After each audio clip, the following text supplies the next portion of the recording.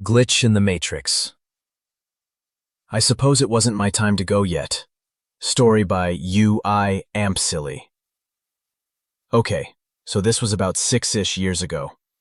I was driving a little shitbox Honda Civic I had at the time to meet some friends to camp for a night on the full moon. I took a shortcut that was basically a 2-lane road through the Shenandoah Mountains that connected 2 different highways. Mount Weather is up there about halfway through. This isn't really relevant, but it's an interesting tidbit as there are so many conspiracy theories about that place. I had driven it countless times before. The fog gets dense up there when it rains, and it happened to be raining right before dusk.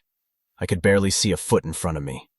I accidentally took one downhill curve a little too fast on the slick road with iffy tires and overcorrected.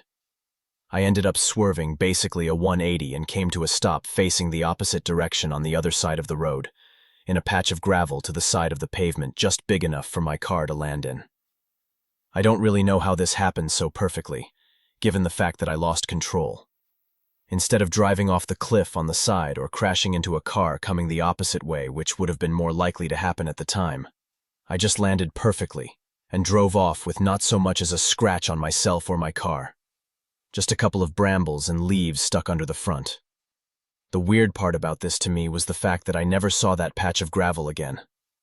I drove down that road another countless amount of times after the fact, and I knew exactly what curve this had happened at. There was never a sign of any space on the side of the road there. I looked for it every time to no avail. I'm sure this was just a matter of luck and maybe a bit of confusion. At least that's what logic wants me to think. But I can't shake the feeling that I wasn't supposed to walk away unscathed or even alive, or that in some other universe I wasn't so lucky.